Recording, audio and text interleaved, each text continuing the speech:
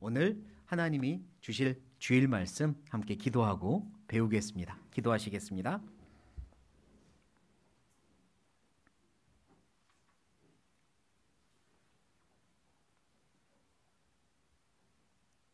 살아계신 하나님, 저희를 만드시고 저희를 구원하시고 저희 삶의 주인이 되어주셔서 감사합니다.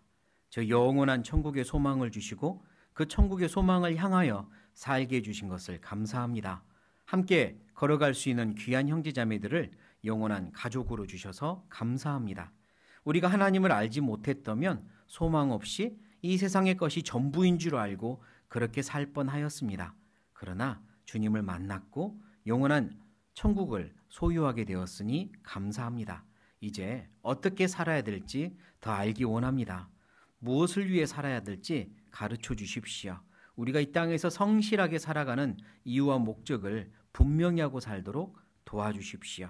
우리 주변에 하나님을 사랑을 알지 못하는 이들에게 이 복음을 전하는 사명을 가지고 살도록 도와주십시오.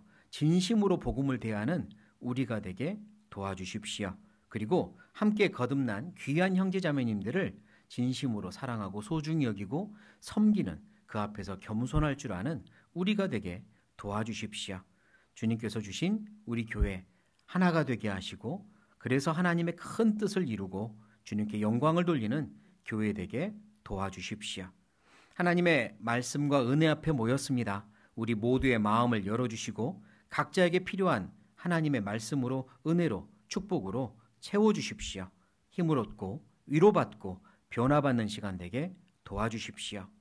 여러 가지 이유로 사정으로 이 자리에 함께하지 못한 귀한 형제자매님들 어디에 있든지 일일이 붙들어 주시고 다음번엔 함께 교제할 수 있도록 허락해 주십시오. 이 시간 처음부터 끝까지 하나님께만 부탁을 드리며 예수님의 이름으로 감사하며 기도드립니다. 아멘. 네, 주일날 신앙의 성숙한 신앙이라는 제목으로 말씀을 배우고 있는데요. 오늘은 그 세 번째 제목으로 말씀을 배우려고 합니다. 먼저 누가복음 16장을 찾을게요. 누가복음 16장.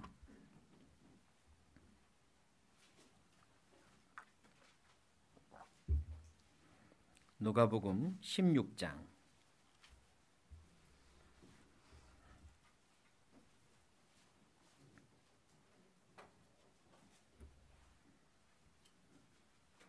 누가복음 16장 13절입니다. 누가복음 16장 13절. 같이 읽겠습니다. 집 하인이 두 주인을 섬길 수 없나니 혹 이를 미워하고 저를 사랑하거나 혹 이를 중히 여기고 저를 경히 여길 것임이니라. 너희가 하나님과 재물을 겸하여 섬길 수 없느니라. 네, 성숙한 신앙으로 첫 번째 사랑에 대해서 그리고 순종에 대해서 어떤 게 더 성숙한 건지 좀 배워보았고요. 오늘은 세 번째 시간 두 주인이라는 제목으로 생각해보고 배우려고 합니다. 두 주인. 여기 방금 읽은 13절에 집 하인이 두 주인을 섬길 수 없나니 라고 말씀을 하고 있어서요. 두 주인이라고 제목을 잡아보았습니다. 그리고 여기서 이 종이 주인을 섬기는 마음을 이렇게 설명하고 있네요. 혹 이를 미워하고 저를 어쩌거나 사랑하거나 이를 중히 여기고 저를 경히 여길 것임이니라. 두 주인을 섬길 수 없는 이유는 둘 다 사랑할 수 없기 때문이고 둘 다 중하게 여길 수 없기 때문이라고 말합니다. 그러니까 여기에 종은 정말로 주인을 사랑하는 종이지 어쩔 수 없이 일하는 종은 아닌 거죠. 정말로 주인을 사랑하고 존중하는 종으로서 그렇다면 두 주인을 섬길 수 없다라는 겁니다. 꼬박꼬박 통장에 쌓이는 월급이 중요해서 이 악물고 하는 일꾼이 아니라 주인을 사랑하고 중히 여기는 종이라면 두 주인을 섬길 수 없다. 이렇게 말을 하고 있는 거잖아요. 그리고 두 주인을 앞에서 순종할 수 없는 거죠. 우리가 사랑과 순종에 대해서 배웠으니 이제 두 주인에 대해서 한번 배워보는 게 맞겠다 싶었습니다. 정말 내가 하나님을 사랑한다면 그리고 사랑해서 순종한다면 두 주인은 섬길 수 없는 거잖아요. 하나님께서는요, 두 주인을 섬길 수 없다라고 말씀하시고 끝에 가서 그 두 주인, 대표적으로 두 가지를 같은 선 위에 올려놓습니다. 같은 양팔 저울에 둘을 올려놓았어요. 그 양팔 저울에 올라가는 두 주인이 누구냐면 너희가 무엇과 무엇을 하나님과 재물을 겸하여 섬길 수 없느니라. 하나님과 재물이 두 주인이 될 수 없다라고 평행선상에 올려놓습니다. 근데 이게 참 아무리 읽어봐도 모순돼요. 하나님과 재물이 어떻게 양팔 저울에 올라갈 수 있나 이 생각이 듭니다. 어린아이에게야 엄마가 이럴 수 있습니다. 맛있는 빵을 사주고요. 맛있게 빵을 먹고 있는 아이에게 엄마가 너는 엄마가 좋아 빵이 좋아? 그럼 이 아이야 당장 빵이 좋으면 빵이요 이럴 수 있는 거죠. 근데 사실 빵이요라는 대답이 가져올 결과는 생각 못할 수도 있어요. 다시는 엄마가 빵을 안 사줄 수도 있는 거잖아요. 근데 여하튼 아이는 그럴 수 있어요. 근데 어느 날 이제 예를 들면 어른인데 뭐 남편이 열심히 이제 일을 해가지고요. 월급이 들어왔습니다. 그리고 그날따라 그달은 보너스가 두둑히 들어왔어요. 그래서 두둑한 보너스 통장을 보며 아내가 기뻐할 때 남편이 묻습니다. 당신은 내가 더 좋아? 월급이 더 좋아? 이럴 때 대답 잘해야 되잖아요. 근데 물론 그런데요. 그 양팔 저울로 올리는 것 자체가 모순이지 않냐 이겁니다. 엄마와 빵을 놓고 질문하는 것 자체가 그리고 내가 더 좋아, 월급이 더 좋아? 라고 묻는 것 자체가 모순인 거죠. 뭐 장난스럽게 당연히 보너스지 뭐 이럴 수도 있고 장난스럽게 둘 다 좋아 이럴 수 있겠지만 그러나 그럴 수 없다는 건 우리 알잖아요. 근데 하나님께서 그렇게 지금 말씀하시는 겁니다. 너희가 하나님과 재물을 동시에 섬길 수는 없단다. 이게 장난이 아닌 거거든요. 하나님 앞에서는. 이걸 장난으로 지금 하신 말씀이 아니잖아요.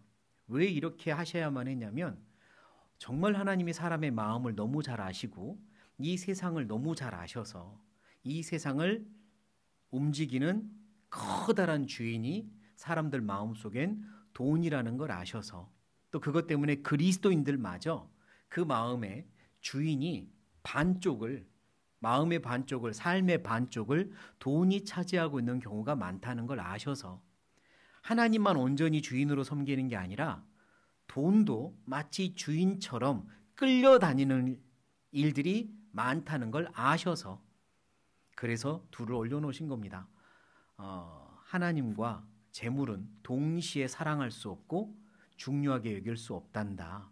정말로 하나님을 사랑하는 종이라면 한 분만 섬길 수 있는 거란다 라고 말씀하는 거잖아요. 우리 신앙이 성숙해져서 정말 하나님을 더 사랑하게 되고 또 더 감사하며 순종하게 된다면 우리의 삶에서 한 주인만 더 도드라지고 다른 주인은 없어져야 맞는 겁니다. 출애굽기를 찾겠습니다. 출애굽기 21장.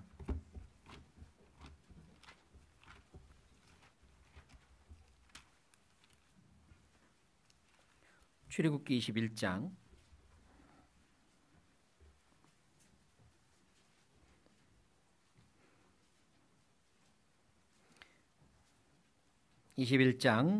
5절 6절입니다. 5절 6절. 출애굽기 21장 5절 6절 제가 읽겠습니다. 종이 진정으로 말하기를 내가 상전과 내 처자를 어쩌니 사랑하니 나가서 자유하지 않겠노라 하면 상전이 그를 데리고 재판장에게로 갈 것이요 또 그를 문이나 문솔주 앞으로 데리고 가서 그것에다가 송곳으로 그 귀를 뚫을 것이라. 그가 영영이 그 상전을 섬기리라. 여기 하나님이 이스라엘 백성에게 주신 특별한 법이 하나가 있는데 혹시 여러 가지 이유로 누군가의 종이 될 때가 있습니다. 갚아야 될 돈이 없거나 뭐 어떤 일이 생겨가지고 몇 년 동안 기간을 정해놓고 종이 되는 경우가 있어요. 그런데 기간이 끝나서나 또 여러 이유로 이제 풀려나게 되는 이제 자유입니다. 자유하세요라고 보내줄 때가 있는데 혹 그 종이 됐던 사람이 상전을 그동안 섬겨왔던 상전을 너무 사랑해서 저 계속 섬기고 싶어요.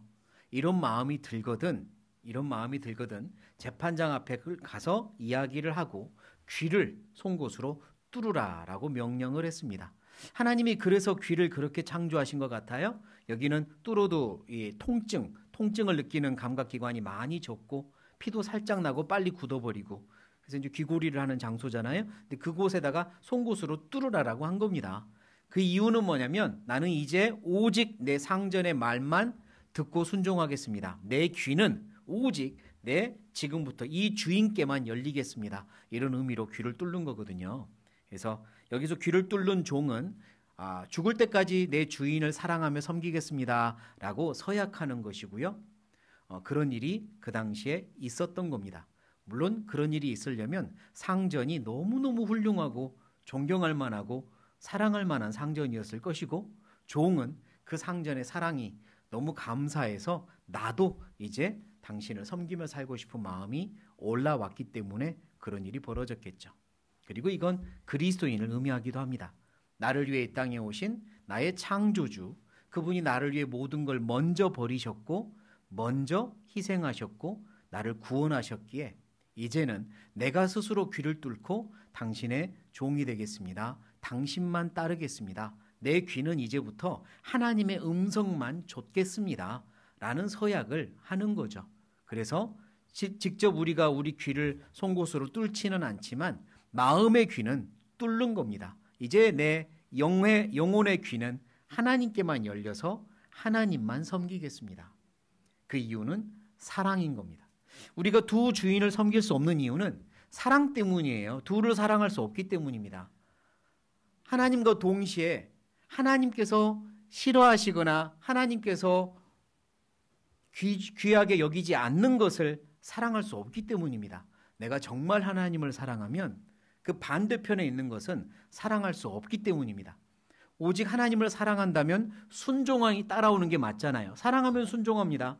그런데 하나님을 사랑한다고 하면서 하나님께서 귀하게 여기지 않는 것들을 버리라고 하시는데 아니면 가볍게 여기라고 하시는데 떨어내라고 하시는데 떨어뜨리지 못한다면 순종이 아니잖아요. 그러니까 내가 정말 하나님만 사랑하면 두 주인은 섬길 수 없는 겁니다. 하나님만 섬기며 사는 거죠. 그래서요.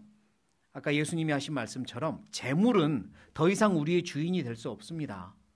오직 하나님만이 나의 주인이시고 나는 오직 하나님의 음성만 쫓고 하나님만이 나를 제어할 수 있지 세상의 재물이 나를 제어하고 세상의 재물이 내 마음을 답답하게 만들고 내 갈 길을 주장하고 이럴 수 없는 겁니다. 나는 오직 하나님께만 마음이 열려 있는 거죠.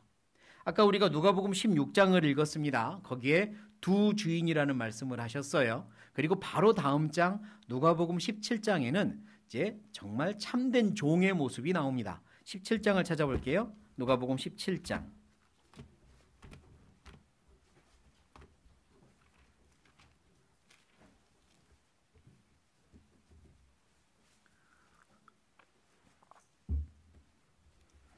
누가복음 17장 6절부터입니다.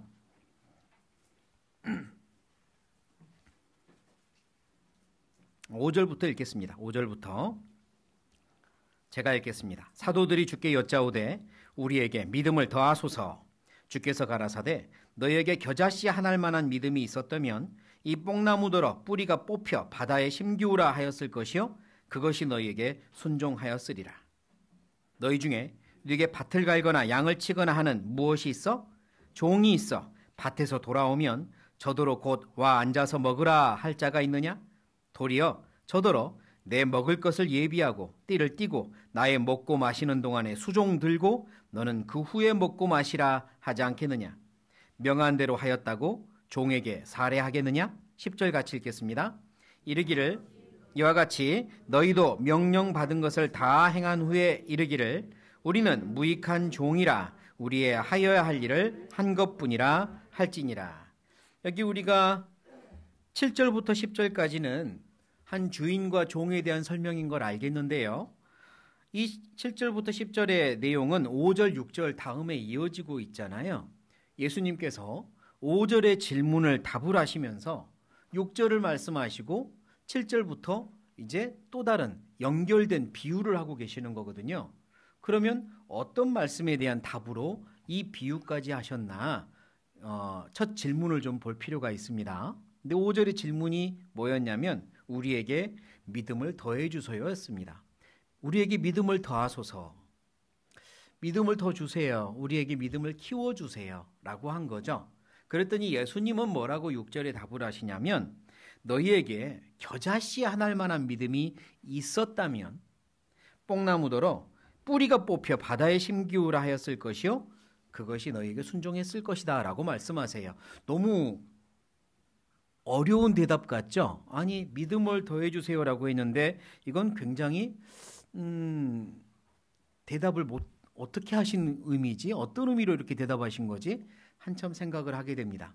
근데 이런 의미입니다. 만약에 어떤 아이가 엄마, 내 통장에 입금 좀 해주세요. 나 용돈 내 통장에 주세요. 그때 엄마가 통장부터 만들어야지, 이럴 수 있잖아요. 통장 없는 애가 내 통장에 돈 좀 입금 좀 해줘요. 너 통장도 없잖아. 통장부터 만들어. 이 제자들이 저희에게 믿음을 더해 주세요 라고 했더니 예수님이 하신 말씀이, 너희 믿음이 없잖아. 근데 뭘 더해 주라고 하는 거야? 이 말씀인 겁니다. 더해 줄 믿음이 없단다. 너희는 아직 겨자씨만한 믿음도 시작되지 않았단다 라고 말씀하는 거거든요. 겨자씨만한 믿음이 뭐냐면, 씨는 생명이죠. 생명이 심기는 거잖아요. 아직 너희에게 생명이 심기지 않았단다, 이 말씀을 하는 겁니다. 아직 생명이 심기지 않았는데 믿음을 더해 주라는 거는 아직 너희에게 그런 순서가 아니란다, 이 말씀을 하신 거죠. 그러니까 너희에게 겨자씨만한 믿음이 있었다면 너희의 삶은 이렇게 되었을 거다. 뽕나무 뿌리가 있던 곳에서 뿌리째 뽑혀가지고 바다에 심기우라 해도 심기는 것처럼 구원을 받고 생명이 시작되면 너희의 삶은 그렇게 차원이 다른 삶이 시작되는 거란다. 나무는 산에서 또는 땅의 뿌리를 받고 살아야 되잖아요. 그런데 믿음이 있다면 이 나무가 땅에서 뽑혀가지고 바다에 심겨서도 살게 되는 거란다. 그렇게 완전히 다른 삶이 시작되는 거란다. 차원이 다른 삶, 완전히 다른 삶, 뿌리가 다른 삶이 시작되는 거란다. 그게 믿음이란다. 그게 첫 믿음, 생명의 믿음이란다 라고 설명하는 겁니다. 구원을 받으면 그렇게 됩니다. 다시 말해서 구원을 받으면 차원이 달라집니다. 구원을 받으면 보이지 않는 차원이 보이죠. 영원한 세상이 보입니다. 그렇지 않습니까?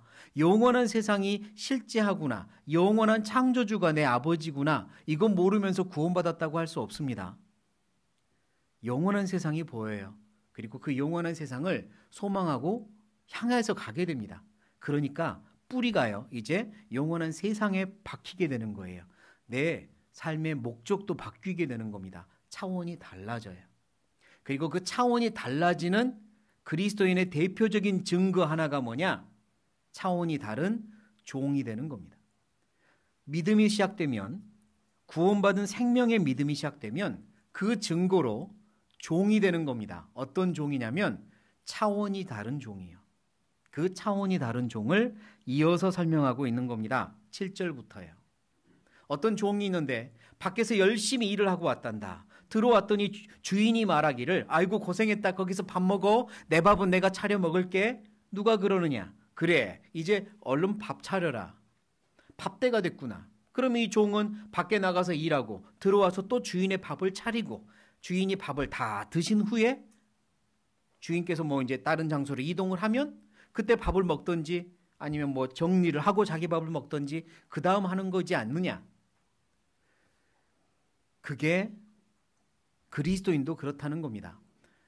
만약에 그렇게 했을 때 명한 9절입니다. 명한 대로 하였다고 종에게 살해하겠느냐? 이와 같이 너희도 명령받은 것을 다 행한 후에 이르기를, 우리는 무익한 종이라 우리의 하여야 할 일을 한 것뿐이라 할지니라.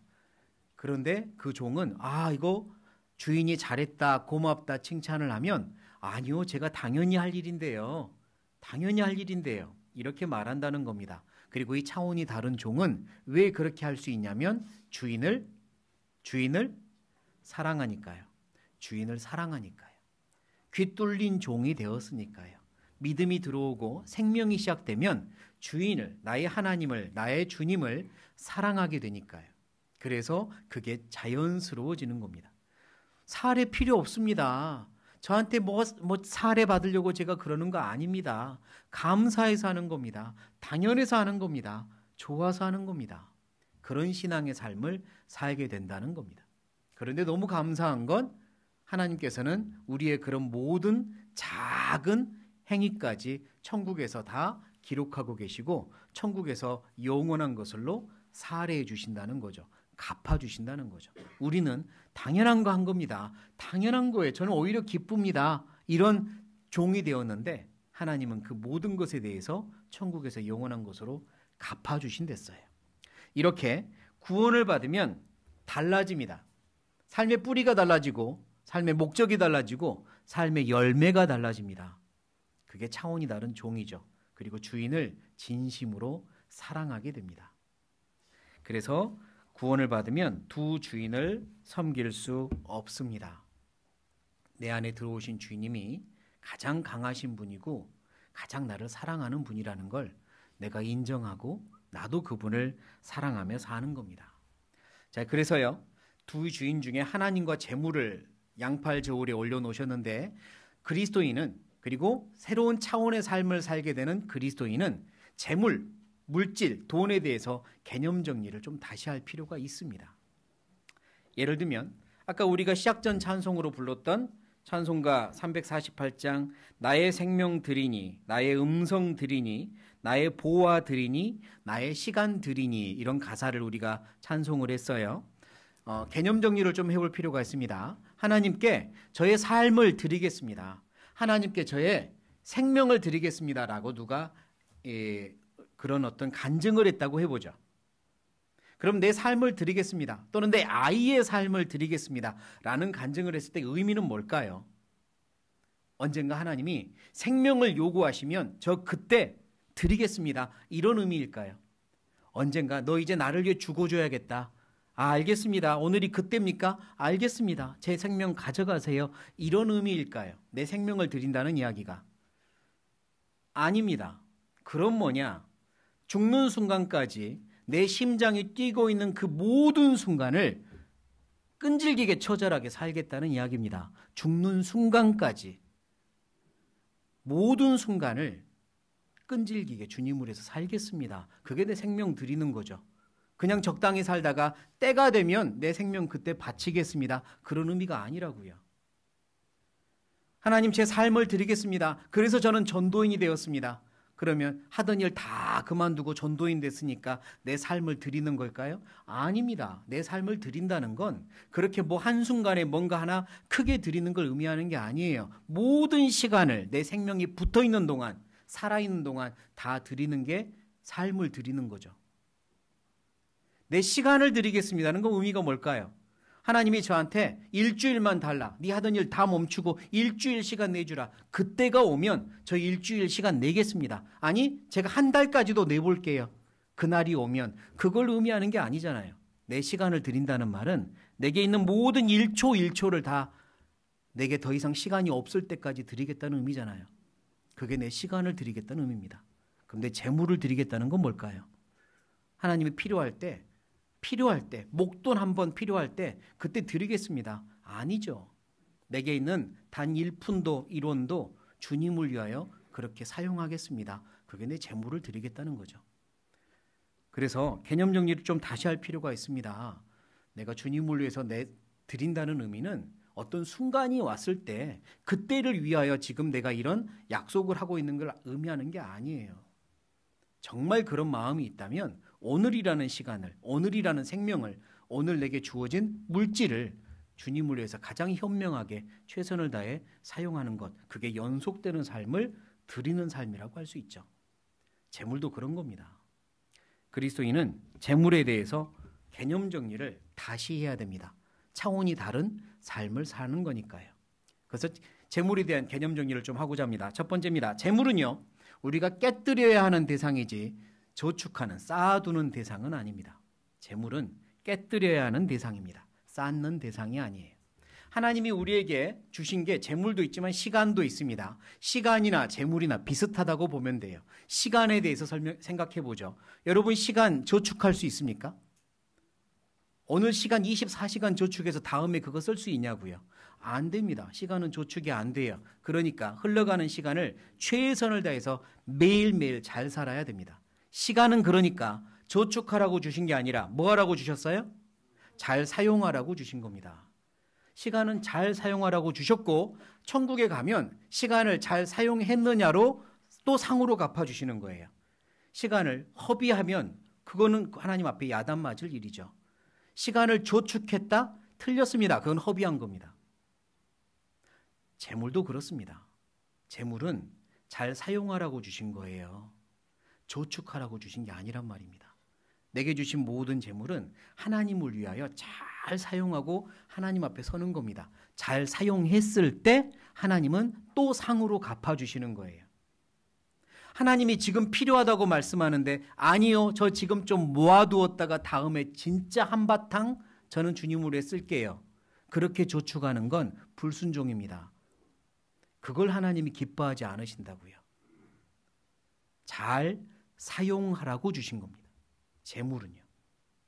물론 그렇다고 흥청망청 쓰라는 건 절대 아니죠. 가장 최선을 다해서 가장 주님이 기뻐하시는 방법으로 사용하는 겁니다.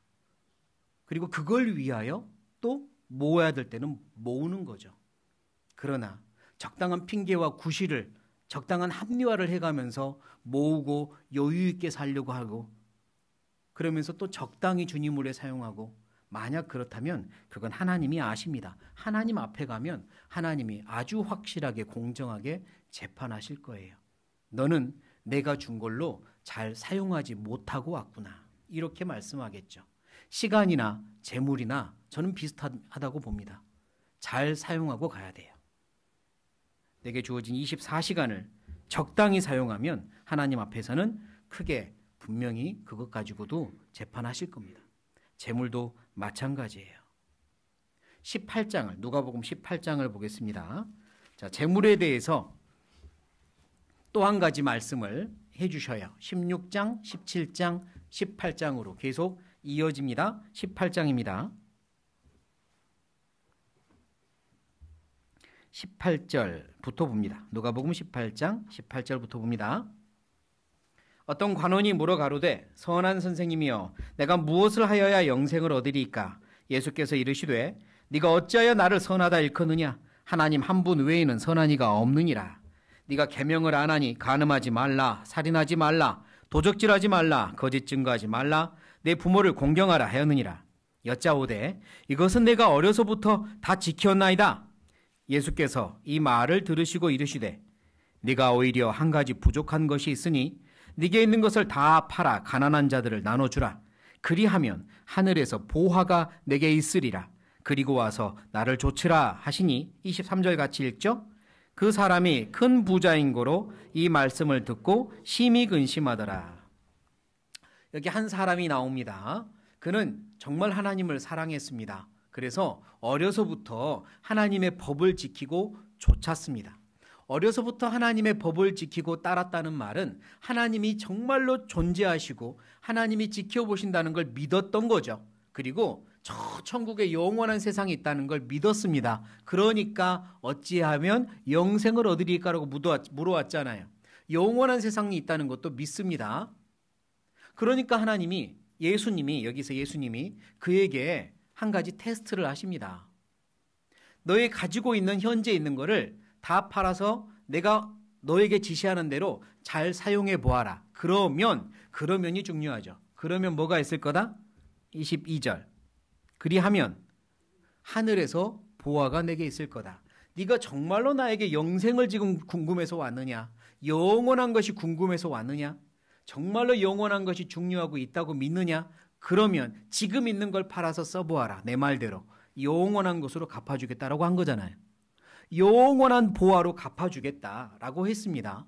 정말 이 청년이 영원한 것을 소망해서 왔고 영원한 것이 더 중요해서 왔다면 알겠습니다. 영원한 것으로 준다고 하니 지금 있는 것은 말씀하신 대로 사용하겠습니다. 이래야 맞잖아요.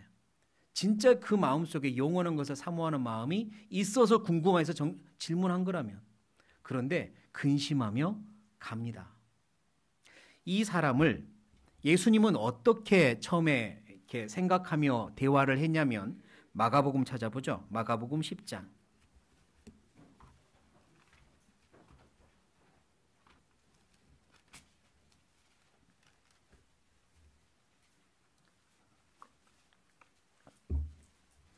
마가복음 10장 17절입니다. 17절 같은 사건이에요. 예수께서 길에 나가실새 한 사람이 달려와서 꿇어 앉아 묻자오되 선한 선생님이여 내가 무엇을 하여야 어쩐다고요? 영생을 얻으리이까. 지금 영원한 거 물으러 왔잖아요. 그리고 어려서부터 잘 지켰다고 또 자기 간증을 합니다. 진심인 것 같아요. 얼마나 예쁩니까? 그래서 예수님의 마음에 어떤 마음이 생겼냐면 21절 예수께서 그를 보시고 어쨌답니까? 사랑하사 가라사대. 사랑하는 마음이 생겼어요. 얼마나 예쁜지. 이 청년이 예뻤다고요. 예수님 마음에 참 귀하고 예뻤다고요. 그러면 그 사랑하는 청년에게 진짜 좋은 것 주고 싶지 않으셨겠습니까? 정말 영원한 것으로 주고 싶으셨겠죠? 그래서 하신 말씀입니다. 그럼 지금 있는 것 다 팔아서 네가 정말 그런 마음으로 하나님을 좇았다면, 정말 그런 마음으로 살았다면 지금 있는 것 팔아서 가난한 자들에게 나눠줘봐라. 그렇게 사용해봐라. 그러면 내가 영원한 곳으로 갚아주마. 그랬는데 근심하며 갔어요. 그러니까 그 마음 속에 영원한 것을 사모하는 마음도 있지만 지금 이 세상의 재물에 대해서 붙잡혀 있는 마음이 있는 겁니다. 동시에 두 개가 있는 거예요. 동시에 두 개가. 근심하며 갔습니다. 그 청년보다 예수님이 더 근심하지 않았겠습니까? 그 청년을, 돌아가는 청년을 보며 예수님 마음이 더 근심되고 아팠을 겁니다. 이게 두 주인의 아주 적당한 모습이 아닌가 싶어요. 제 마음엔 영혼을 사모하는 마음도 있습니다. 없는 거 아니에요. 구원받은 그리스도인이 당연히 있죠. 그러나 재물에 붙잡혀 있는 마음도 어쩔 수 없어요. 라고 하는 게 두 주인의 모습이죠. 우리는 재물을 깨뜨려야 하는 대상으로 보아야 합니다. 깨뜨려야 합니다. 쌓는 거는 이 땅에 쌓는 건 아니에요. 재물은요. 하나님이 사용하라고 하실 때, 지금 써야 된다고 하실 때, 복음을 위해 사용해라고 하실 때 그때 드리는 겁니다. 그게 깨뜨리는 거예요.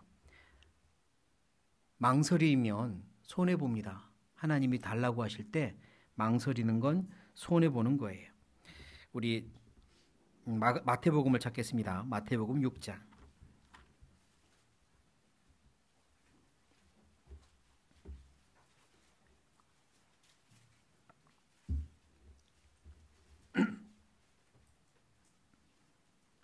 (20절입니다)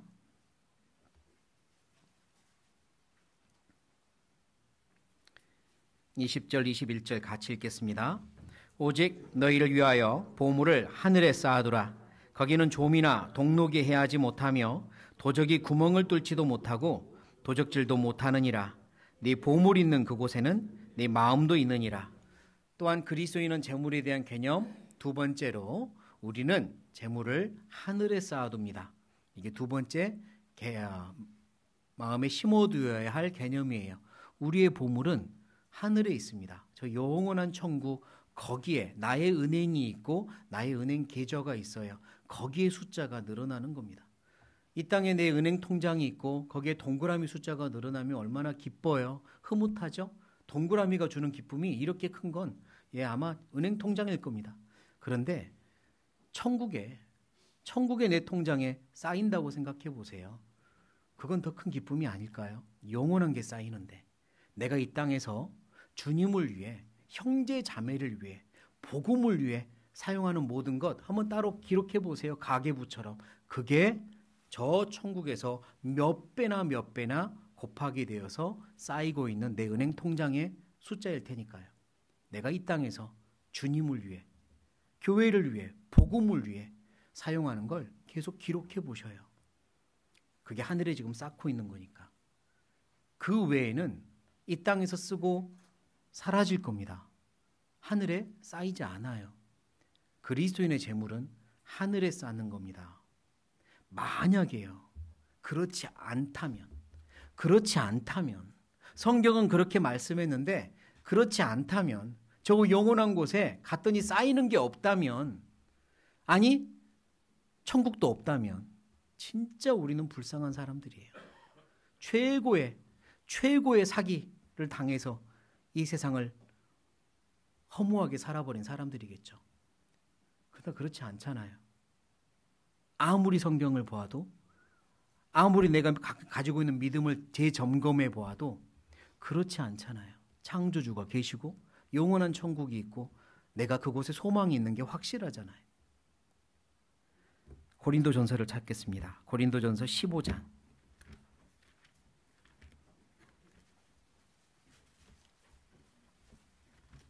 고린도전서 15장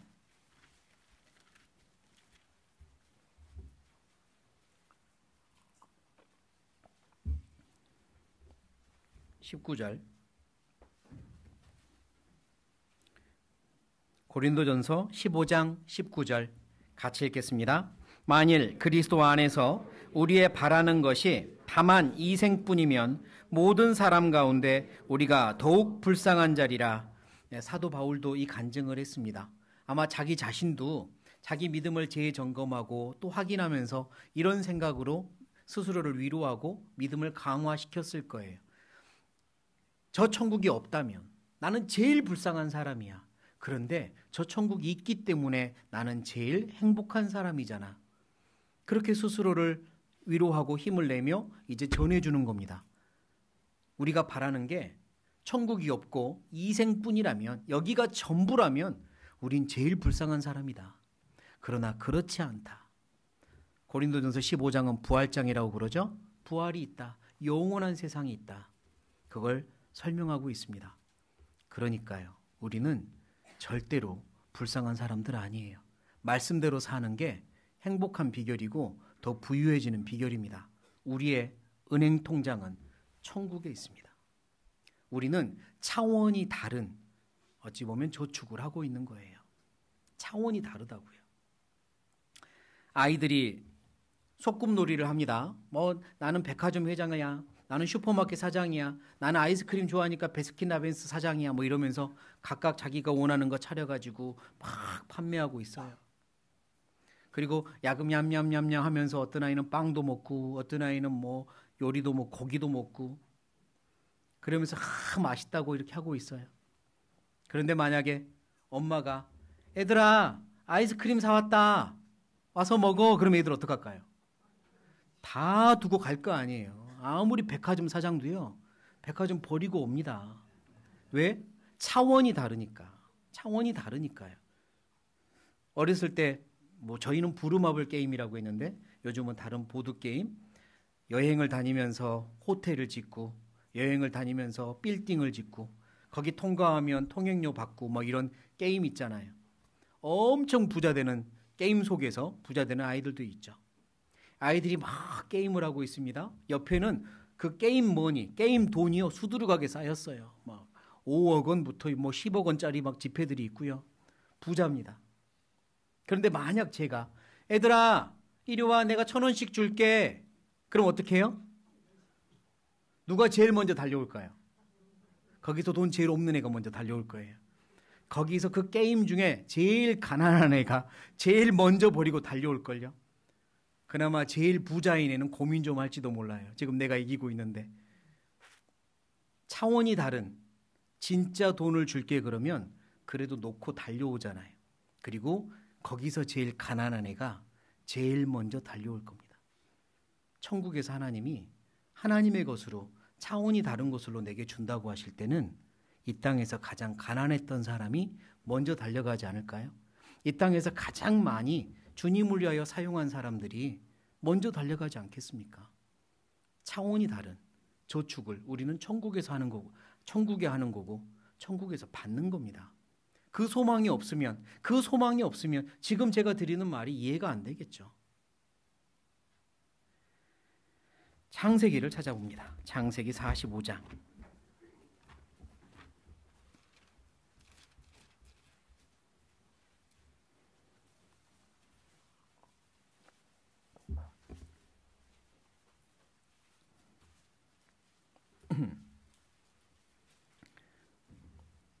창세기 45장 18절부터입니다. 창세기 45장 18절부터 제가 읽겠습니다. 너희 아비와 너희 가속을 이끌고 내게로 오라. 내가 너희에게 애굽 땅 아름다운 것을 주리니 너희가 나라의 기름진 것을 먹으리라. 이제 명을 받았으니 이렇게 하라. 너희는 애굽 땅에서 수레를 가져다가 너희 자녀와 아내를 태우고 너희 아비를 데려오라. 20절 같이 읽겠습니다. 또 너희의 기구를 아끼지 말라. 온 애굽 땅에 좋은 것이 너희 것임이니라 하라. 요셉의 이야기고요. 애굽으로 팔려갔던 요셉이 시간이 흐르고 하나님의 계획 안에 쭉 순종하며 인내하며 따랐더니 어느덧 요셉의 2인자 총리 대신이 되었고, 큰 흉년을 미리 대비하기 위하여 풍년 동안 많은 먹을 걸 곡식을 쌓아두죠. 그리고 흉년이 왔고요. 그 흉년 기간 동안 애굽 사람들은 계속해서 먹을 것을 공급받고 있는데 다른 주변의 나라, 이웃 나라 사람들은 다 이제 굶습니다. 그러다가 요셉을 팔아버렸던 11명의 형들, 그리고 요셉이 죽은 줄 알고 있는 아버지 야곱까지 굶주림에 지쳐 있었고요. 그래서 아버지가 이웃나라 애굽에는 먹을 것이 많다고 하니 너희들이 식량 좀 얻어와라. 그러면서 뭐 이제 재물, 금은부와 가축을 주며 바꿔오라고 보내죠. 여하튼 이런저런 사건으로 요셉은 형들을 다시 만나게 됐고, 형들을 하나님의 사랑으로 용서하게 되고, 그리고 그곳에 있으면 굶으니까 가족들을 다 애굽으로 이제 모시게 됩니다. 자기가 요셉이 부양하려고요. 그리고 애굽 왕에게 먼저 이야기를 하죠. 저의 가족들이 저 땅에 있습니다. 저의 가족들 이렇게 불러오고 싶습니다. 이렇게 했더니 왕이 워낙 요셉을 총에 사랑했던지라, 그러냐 너의 가족들이 오느냐, 그러면 최고의 대접을 해야지 왕이요. 그렇게 말하면서 명령을 내리잖아요. 여기 19절에 이제 명을 받았으니, 왕의 명령을 내립니다. 어떤 명령을 내리냐면 애굽에서 좋은 수레를 가지고 가라. 그 당시 이제 뭐 포장이사는 없으니까 자기들이 수레에다가 실어 오는 거잖아요. 좋은 수레 가지고 가라. 그리고 너희들 짐 다 실어 가지고 이사 와라. 그런데 내가 약속을 하마. 애굽의 아름다운 것은 너희들이 원하는 건 다 너희 것이 될 거고, 너희들이 오면 좋은 기름진 것을 먹을 것이다. 약속을 합니다. 그리고 뭐라고 또 명령을 하냐면 20절, 너희의 기구를 어쩌라? 아끼지 말라. 아끼지 말라가 뭘까요? 가오지 마라. 맞아요. 버리고 와라. 다 버리고 와라. 왜? 너희들이 아무리 좋은 것 가지고 와도 애굽에 있는 게 더 좋단다. 너희들이 그거 아껴서 가지고 온들 여기서 쓸만한 거 없을 거다. 더 좋은 걸로 주마. 너희가 버리고 오는 것만큼 그걸 여기서 다 주마. 좋은 걸로 주마. 아끼지 말고 버리고 와라 이 말입니다.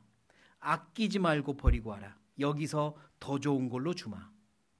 그러니까 그들이 짐에 실을 게 별로 없는 거예요. 정말 영원한 추억이 남을 만한 것들, 뭐 이런 것들, 정말 감사하고 은혜로운 것들만 실어 올 것이고, 바꿀 수 없는 거, 나머지는 다 버리고 오는 거죠. 그럴수록 좋은 걸로 갚아주니까요. 아끼지 마라.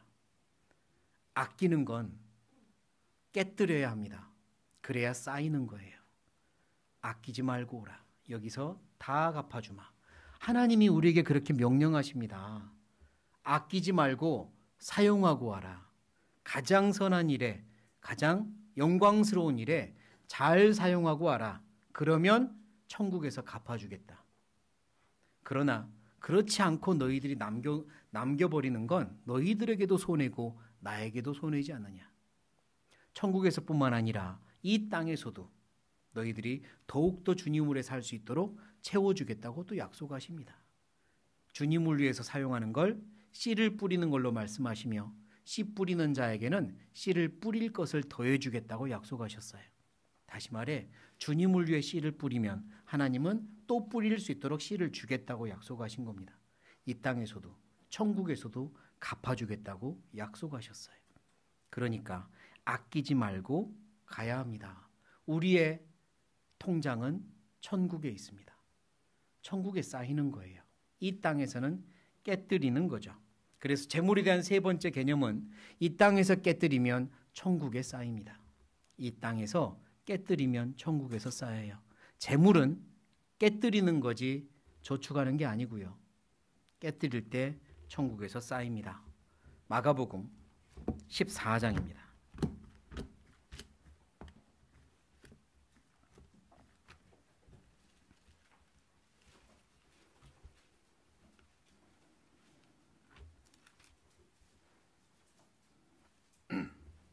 마가복음 14장 3절. 마가복음 14장 3절.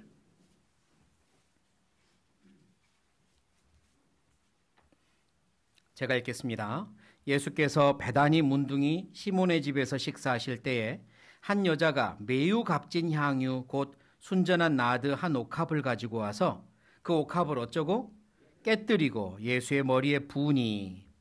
네, 마태복음, 마가복음, 요한복음에 이 동일한 사건을 기록해 주셨어요. 마리아가 예수님의 머리와 발에 향유를 깨뜨려 부은 사건입니다. 누가복음에도 향유를 깬 사건이 나오는데 다른 사건이에요. 같아 보이나 다른 장소에서 일어난 다른 사건이에요. 그러니까 누가복음만 다른 사건이다. 이렇게 이해하시고 읽으시면 도움되겠죠. 마태, 마가, 요한은 같은 사건입니다. 여하튼 여기서 이 마리아가 비싼 향유 옥합을, 향유란 향이 나는 기름이에요. 와서 가지고 와서 예수님께 깨뜨리는 겁니다. 그러자 주변 사람들이 수군수군하며 4절 어떤 사람들이 분내어 서로 말하되, 같이 읽겠습니다. 무슨 의사로 이 향유를 허비하였는가? 향유를 허비했다고, 낭비했다고 막 분을 냅니다.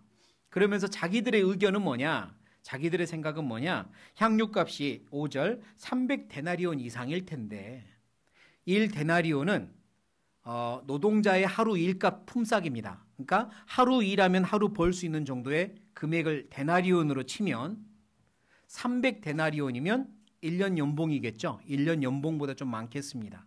그럼 꽤 되잖아요. 꽤 되는 금액의 비싼 향유입니다.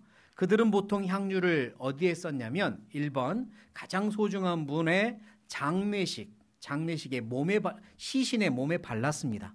그들은 땅에 묻는 장례식을 하는 게 아니라 굴 속에 시신을 넣는 장례식을 했고요.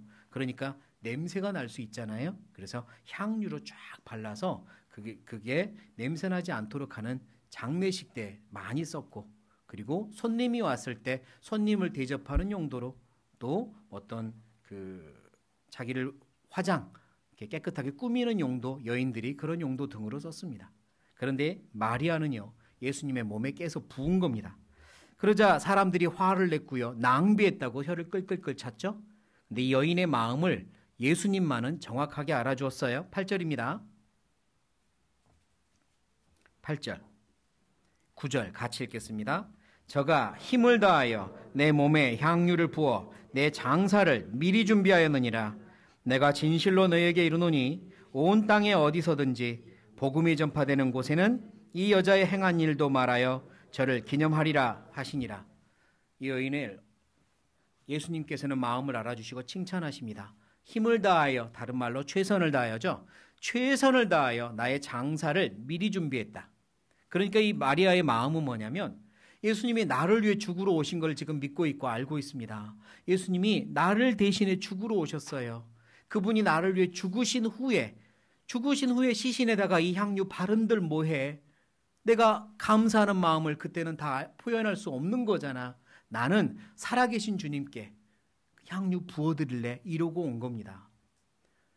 장사할 때 쓰는 향유를 죽으신 시신에 바르는 게 아니라 살아계신 그분께 부어드리고 싶었어요. 왜? 예수님도 미리 알고 마리아도 미리 알아요. 예수님은 마리아의 죄를 위해 죽으실 걸 알고 있으니까 미리 부어드린 겁니다. 사람들은 그걸 모르니까 혀를 끌끌끌 차며 허비한다 했고요. 예수님은 그녀의 마음을 아니까 칭찬하며 더불어 하는 말이, 앞으로 복음이 전해지는 곳에는 이 여인의 한 일까지 계속 전해지게 해서 기념하게 하라. 기억하고 배우게 하라. 기억하고 배우게 하라 명도하셨습니다. 이 여인이 한 일은 그래서 지금 우리에게까지 이렇게 알려지고 있고, 저 천국에서도 영원히 남지 않겠습니까? 깨뜨렸더니 남는 거고 쌓이는 겁니다. 그들은, 일부 어떤 사람들은 허비라고 했습니다.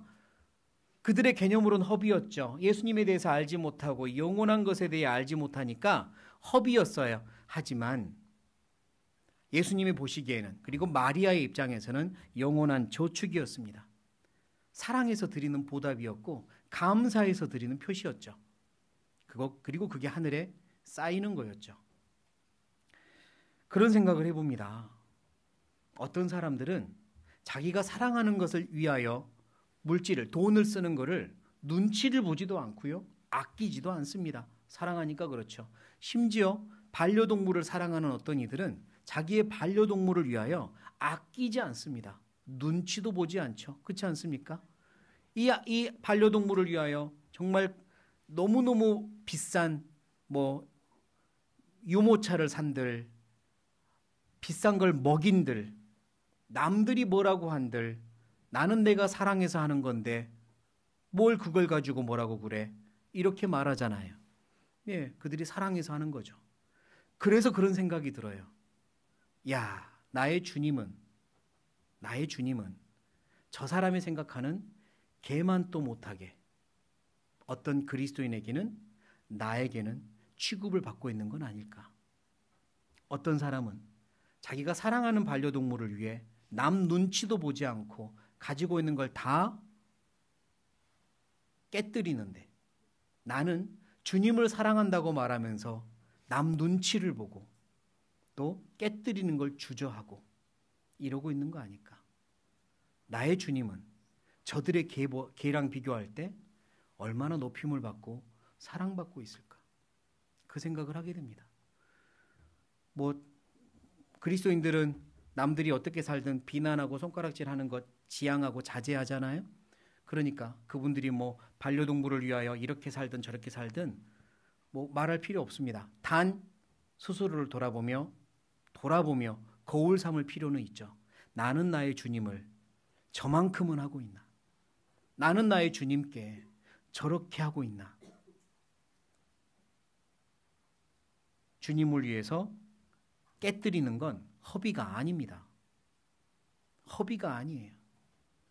다른 사람들이 자기의 취미생활과 자기의 사랑하는 반려동물을 위하여 뭔가를 깨뜨릴 때 그 마음 모르는 사람들은 허비라고 하는 것처럼, 우리가 주님을 위해서 살면서 주님을 위해 깨뜨릴 때 우리를 모르고 영원한 걸 모르는 사람들은 허비라고 말할 수도 있겠지만 내 마음속에서마저 그게 허비인 것처럼 아끼면 안 되는 거 아닙니까? 그건 허비가 아닙니다. 정말 필요한 곳에 정말 하나님께 드리는 영원한 저축이고 아름다운 희생이고 정말 아름다운 향기죠. 깨뜨릴 때 향기는 나는 법입니다. 깨뜨리지 않으면 그 향기 나지 않아요. 아무도 맡을 수 없어요. 요한복음입니다. 요한복음 12장.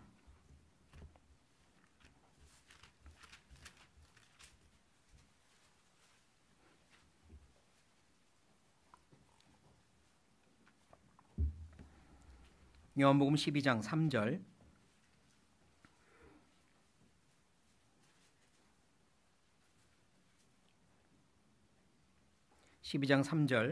같이 읽겠습니다.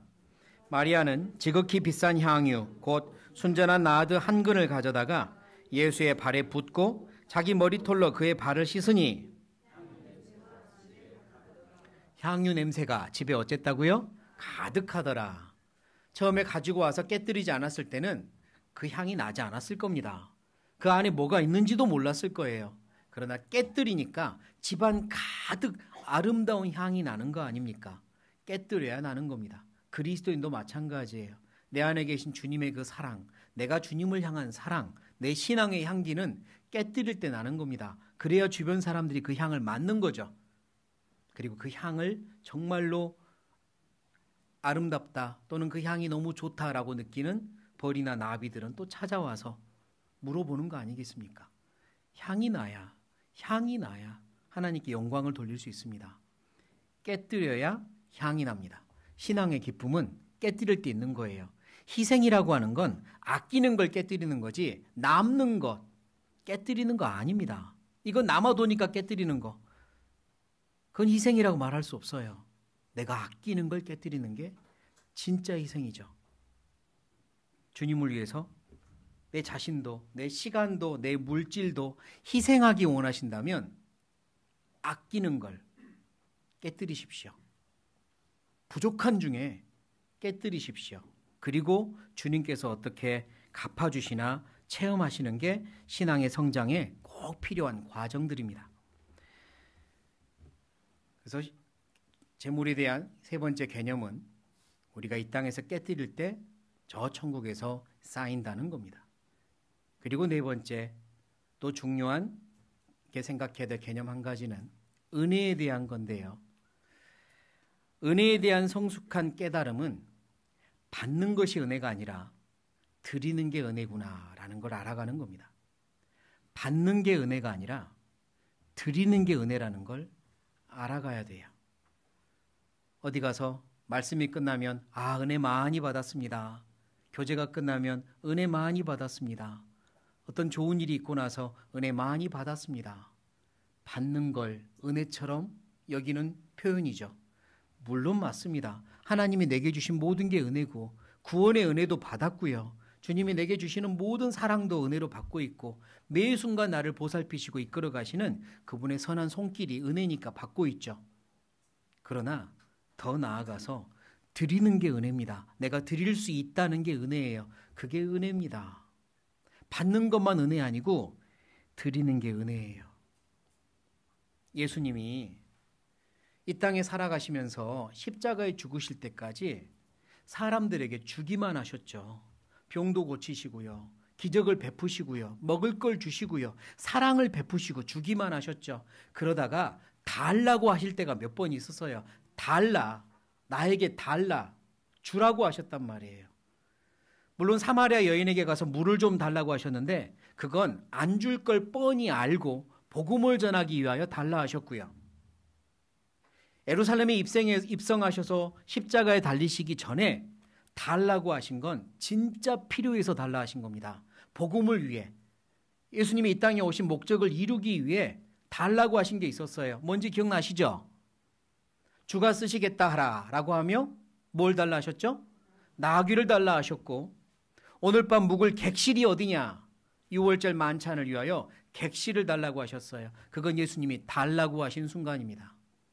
다 주기만 하시다가 정말 중요할 때 달라고 하셨어요. 그리고 그 달라고 부탁을 받은 사람은 주저함 없이 드렸거든요. 예 하고 드렸습니다. 그들의 준비된 마음을 보시고 그들에게 달라고 하셨겠죠. 만약 그들이 달라고 했을 때 드리지 않았다면 예수님은 다른 곳으로부터 받았을 거지만 그 사람은 영원히 후회할 겁니다. 영원히요. 주님이 달라 하신다는 건 정말 복음을 위해 필요하니까 그런 겁니다. 주님이 없어서 달라 하십니까? 뭐가 없으십니까? 온 우주 만물이 주님 건데요. 그러나 달라고 하실 때는 그리스도인들의 사랑과 희생이 필요하니까 그 마음이 모였을 때 주님의 복음이 완성되니까 달라고 하신 겁니다. 나귀 새끼 그냥 말 한마디로 창조하시면 되는 거고 목 쑤셨던 주님이 집 한 채 뚝딱 지어서 거기서 6월절 하셔도 되는 거지만 그들의 희생이 필요하셨기에 그래서 달라고 하신 거잖아요. 드리는 게 은혜입니다. 주님이 달라고 하시는 거, 그 부탁을 받은 게 은혜고요. 그때 내가 드릴 수 있는 게 은혜입니다. 드릴 수 있다는 게 은혜예요. 복음에 내가 동참할 수 있다는 게 은혜입니다. 언제까지 받기만 하고 주님께는 드려보는 기회도 얻지 못하고 아니 기회가 있어도 해보지 못하고 천국에 가면 얼마나 스스로 후회되겠습니까? 드리는 게 은혜입니다. 주님께도 드리고 형제 자매들을 위해서도 드리고 교회를 위해서도 드리세요. 밥을 사야 되면 밥을 사시고 도와야 되면 도우시고 드리세요. 그게 은혜입니다. 그게 천국에서 다 쌓입니다. 남아서 하는 게 아니에요. 부족한 중에 하는 거고 아까운데 하는 겁니다. 그게 은혜니까요. 그게 은혜라는 걸 알아가야 합니다. 우리 모두 다.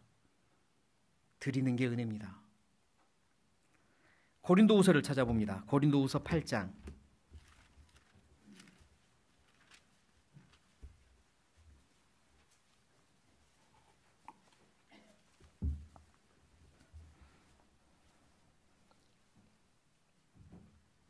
고린도후서 8장 1절 2절. 고린도후서 8장 1절 2절입니다. 1절 2절. 같이 읽겠습니다. 형제들아, 하나님께서 마게도냐 교회들에게 주신 은혜를 우리가 너희에게 알게 하노니 환난의 많은 시련 가운데서 저희 넘치는 기쁨과 극한 가난이 저희로 풍성한 연보를 넘치도록 하게 하였느니라. 됐습니다. 읽으면 읽을수록 참 신기하고 그리고 부러운 말씀이에요. 마게도냐의 교회들, 그들은 큰 은혜를 받았답니다. 그렇죠? 마게도냐 교회들에게 주신 은혜를 너희도 알았으면 좋겠다 그랬죠? 그럼 그들이 받은 은혜가 뭘까요? 많은 기적을 받고 어떤 거 막 기도 응답이 많이 이루어지고 그랬던 걸 지금 설명하는 겁니까? 아닙니다. 그들이 받았던 건 넘치는 극한 환난을 받았어요. 그들에게 주어졌던 건 극한 가난이 주어졌습니다. 그런데 뭐가 은혜라고요? 그런데 그들은 너무 기뻐했고요. 그리고 복음을 위하여 넘치는 헌금을 연보를 했습니다. 그게 은혜였다고 말합니다. 환난이 크면 위로가 큰 법이고요. 신앙이 성숙하면 환난 중에 위로받고 기뻐할 수 있습니다. 어렵지만 힘들지만 고난이 아프지만 그 중에서도 감사하며 기뻐할 수 있어야 그게 신앙의 성숙입니다. 모든 순종은 감사할 때 진짜 더 성숙한 순종이라고 지난번에 말씀드렸죠. 모든 상황은 하나님이 나랑 상의하지 않고 내게 주신 명령이다. 그래서 어떤 상황이 벌어지든 감사함으로 순종하는 것, 그걸 배워가는 게 필요합니다. 환난이 커면 힘들지만 기뻐할 수 있습니다. 그런데요, 극한 가난 중에 넘치는 연보를 했답니다. 이게 너무 놀랍습니다. 극한 가난 중에 그들은 헌금을 더했어요. 고린도후서 7장을 보죠. 7장 4절. 7장 4절입니다. 같이 읽겠습니다. 내가 너희를 향하여 하는 말이 담대한 것도 많고 너희를 위하여 자랑하는 것도 많으니 내가 우리의 모든 환난 가운데서도 위로가 가득하고 기쁨이 넘치는도다. 사도 바울도 그랬잖아요. 환난이 크니까 위로가 크고 기쁨이 넘친다고. 그걸 이 초대교회 형제자매들이 같이 동일하게 배우고 경험했고요. 8장의 마게도냐 성도들도 동일하게 배우고 경험한 겁니다. 환난 중에 기쁨이 크고 위로가 가득하고 감사가 컸어요. 우리 보통 언제 감사를 하게 되냐면 잘 생각해 보시면 몸이 건강하게 움직일 때는 감사 많이 안 하는데요. 아파서 병원 들어가면 감사가 커집니다. 부유하고 넉넉하면 감사가 별로 없는데요. 진짜 가난해지면 쌀 한 톨에 감사하게 됩니다. 가난해지면 감사가 커져요. 여유로우면 감사가 많이 사라지는데요. 부족해지면 감사가 커져요. 그렇지 않습니까? 그리고 감사할 때 드릴 수 있습니다. 극한 가난 중에 그들이 드릴 수 있었던 이유는 감사가 넘쳤기 때문입니다. 이 속에서 나와 함께 하시는 주님 더 체험할 수 있었기 때문에 할 수 있었던 거예요. 그들은 남아서 한 게 아니라 부족한 중에 했습니다. 그게 은혜였으니까요. 드리는 게 은혜입니다. 드리는 게 은혜예요. 예수님도요. 8장 다시 보시죠. 고린도후서 8장 9절. 8장 9절. 제가 읽겠습니다. 우리 주 예수 그리스도의 은혜를 너희가 알거니와 부요하신 자로서 너희를 위하여 어떻게 되셨대요? 가난하게 되심은 그의 가난함을 인하여 너희로 부요케 하려 하심이니라. 예수님도 우리를 위하여 스스로 가난하게 되셨어요. 스스로 버리셨다고요. 우리를 부요하게 하기 위해서, 우리를 영원한 축복으로 주시기 위해서 스스로 이 땅에 가난하게 오셨습니다. 그 안에서 늘 감사하며 충만하며 거룩하며 그렇게 살아내신 거죠. 이제 우리도 그 길을 따르는 겁니다. 때로는 일부러 내 허리를 졸라볼 필요 있습니다. 일부러 주님을 위해 드리고 나는 좀 허리 조르겠습니다. 그럴 수 있는 거예요. 주님이 달라고 하시면 이 드릴 수 있는 게 은혜니까 그렇게 하겠습니다. 그리고 좀 허리 졸라보겠습니다. 그 과정에서 느껴지는 은혜, 그 과정에서 느끼는 감사가 내 신앙의 재산이니까요. 그 경험이 나를 더 성숙하게 만들어 가니까요. 그런 경험 없이 하나님 앞에 서는 건 후회할 일이니까요. 스스로 가난하게 되신 예수님처럼 스스로 허리 졸라보고 스스로 주님께 드려보고 넉넉한 데서 부족한 곳으로 가보고 그런 경험도 필요한 겁니다. 그리고 하나님이 나를 어떻게 다시 넉넉하게 해주시나 어떻게 채워주시나 경험할 필요 있습니다. 11절 12절입니다. 11절 12절 같이 읽겠습니다. 이제는 행하기를 성취할지니 마음에 원하던 것과 같이 성취하되 있는 대로 하라. 할 마음만 있으면 있는 대로 받으실 터이요 없는 것은 받지 아니하시리라. 고린도 교회에게 하신 이 말씀은 또 모든 형제자매들에게 동일하게 하시는 말씀입니다. 마음에 있는 걸 행해라, 성취해라. 마음만 가지고 있어서는 신앙 아니다. 원하고만 있는 건 신앙 아니다. 나 주님을 위해서 내 목숨도 버려야지. 원하고만 있는 건 신앙 아닙니다. 기도를 1시간씩 하고 싶다. 신앙 아니에요. 원하는 건 아무리 커도 신앙 아닙니다. 하는 게 신앙이죠. 하는 게요. 성취하는 게 신앙입니다. 하나님께서 그 마음이 내가 정말 진심이 있으면 도와주실 겁니다. 그리고 경험하게 하실 거고 채워주실 거예요. 그렇게 살았으면 좋겠습니다. 주님께 드리는 은혜를 경험할 때 내게 여유로움이 없어지는 게 아니라 자유로움이 늘어나더라고요. 재물 때문에 구속받고 스트레스 받고 끌려다니고 그런 게 점점점 사라지고 재물로부터 자유로움이 늘어납니다.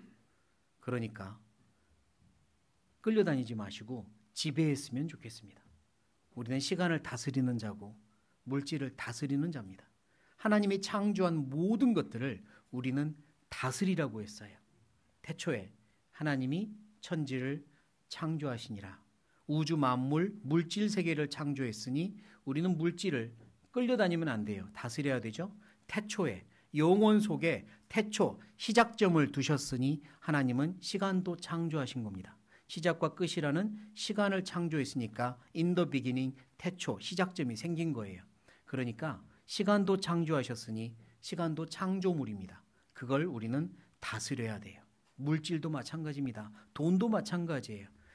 천국에서 없는 것들, 이 세상에 주어진 것들 다스려야 됩니다. 끌려다니지 마세요. 복음을 위해 힘있게 살고 복음을 위해 드리고 천국 가서는 주님께서 주시는 새로운 차원의 것으로 다시 상으로 돌려받는 것, 그게 신앙입니다. 저 천국이 없다면, 영원한 게 없다면 이 말을 드릴 필요가 없고 이 말이 아무 유익이 되지 않겠지만 천국이 있으니까 우리에게는 이 말씀이 진리고 우리에겐 방향이 되는 거고 위로가 되는 것이라고 확신합니다. 그래서 그 마음으로 같이 한번 살았으면 좋겠고요. 우리를 위해 또 복음을 위해 교회를 위해 한번 같이 힘 모으고 마음 모아 실천해 봤으면 좋겠습니다. 같이 기도하겠습니다.